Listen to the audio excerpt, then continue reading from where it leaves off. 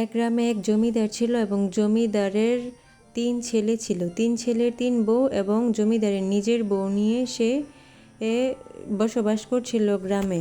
কিন্তু জমিদারের বউ এবং ৩ ছেলের বউয়ের মধ্যে সাংসারিক কাজকর্ম নিয়ে প্রায়শই ঝামেলা লেগে থাকতো। ছোট বউ ছিল শিক্ষিত এবং বড় ২ বউ ছিল অশিক্ষিত। ছোট বউকে বড় ২ বউ হিংসা করত। ছোট বউ শিক্ষিত হওয়ায় ছোট বউ তেমন কাজ করতে পারতো না। সে ঘরের অন্যান্য কাজ জানলেও রান্না করতে জানতো না। তাই বড় বউ গীতা এবং মেজো বউ সুমা ছোট বউকে হিংসা করত এবং শাশুড়ির কাছে নালিশ জানাতো যে আমরা ২ জন মিলে রান্না করি, কিন্তু ছোট বউ রান্না করে না।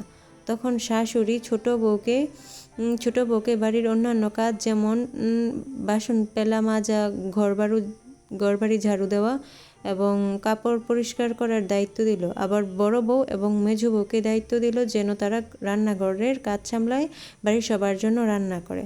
ছোট বউকে দিয়ে বড় ২ বউ তাদের মন মতো কাজ করিয়ে নিত এবং ছোট বউ থালা বাসন পরিষ্কার করলে, ঘর ঝাড়ু দিলে বলতো যে এগুলা পরিষ্কার হয় না, এবং বড় এবং মেজো বউ মিলে হাসাহাসি করতো ছোট বউকে নিয়ে, সারাদিন কাজ করাতো।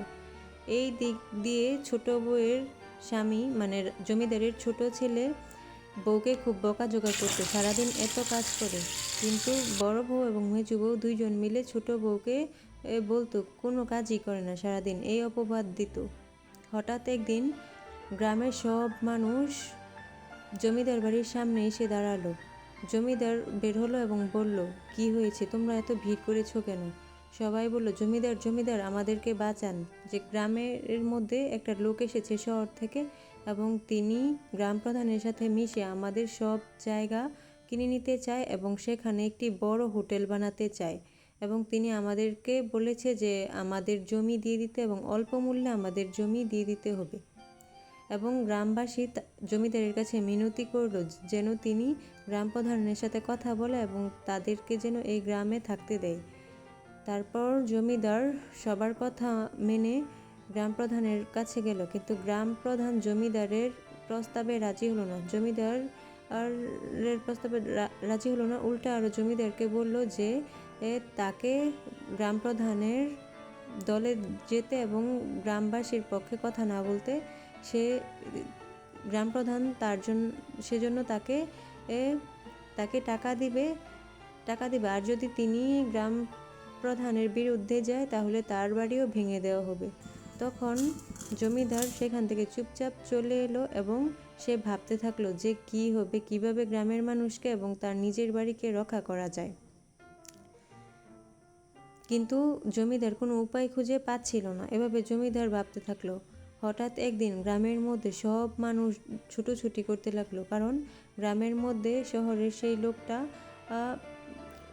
তার দলবলের লোক নিয়ে এসেছে এবং গ্রামকে ভেঙে দিচ্ছে এবং গ্রামের সব মানুষ ছুটোছুটি করছে। তারপর জমিদারের বাড়ির সামনেও ওই লোকটা এসেছে সব বাড়ি ঘর ভেঙে। জমিদারের ছেলেদের মধ্যে কথা হচ্ছিল যে বাবার সম্পত্তি তো আর কিছুই রইল না, আমরা এখন চলে যাই বাবা মাকে এখানে রেখে। বাবা মাকেও নিতে চাচ্ছে না, কারণ বাবা মার সম্পত্তি এখন নেই। তখন ছোট বউ বলল, আপনারা কেন চলে যাচ্ছেন, ভয় পাবেন না। তখন সবাই হাসাহাসি করতে লাগলো যে তুমি এখানে থেকে মরো, আমরা মরতে পারবো না। যখন জমিদারের বাড়ির সামনে শহরের লোকটার আর দলের মানুষ আসলো ভাঙার জন্য, তখন ছোট বউ এসে বলল, এই নিন, আমি কোর্ট থেকে স্টে অর্ডার নিয়ে এসেছি যে এই সম্পত্তি আপনার নয়, এই সম্পত্তি গ্রামবাসীর, এবং আপনি এটা জোরপূর্বক দখল করতে পারেন না।